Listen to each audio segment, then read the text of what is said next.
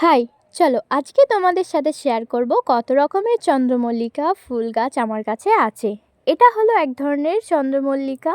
এটা হলুদ রঙের, দেখো কি সুন্দর। আর ফুলটা বড় হয় না, কিন্তু ছোট, কিন্তু পাপড়িগুলো কিন্তু খুব ঘনত্ব। আর এই কালারটা দেখো, না অরেঞ্জ, না পুরোপুরি রেড, না পুরোপুরি মেরুন। কি সুন্দর একটা কালার, কি মিষ্টি দেখতে, আর বেশ কুড়ি এসছে। এই গাছটায় এই সবেমাত্র ফুল ফুটতে শুরু করেছে। দেখো, এরপরে এই গাছটা আমার বহু পুরনো গাছের থেকে চারা তৈরি করেছি। এই গাছটা আমার কাছে প্রায় 3 বছর ধরে আছে, মানে চারা আমি কাটিং থেকে চারা তৈরি করেছি।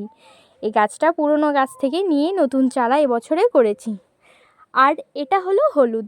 এই চন্দ্রমল্লিকা দুটোর ভিডিও আমি আরও আগে দিয়েছি, এই হলুদের ভিডিও তো আমি প্রথম থেকেই দিয়ে আসছি। দেখো কি সুন্দর, আর কত বড় হয়েছে ফুলগুলো, যেমন ঘনত্ব তেমন বড়, সেজন্য একটা সাপোর্টও দিতে হয়েছে। আর এটা হলো মেরুন কালারের। এই ফুলটা এবার সবেমাত্র ফুটবে, এখনও ফোটেনি। ভিডিওগুলো ভালো লাগলে লাইক করো, সঙ্গে থেকো, টাটা।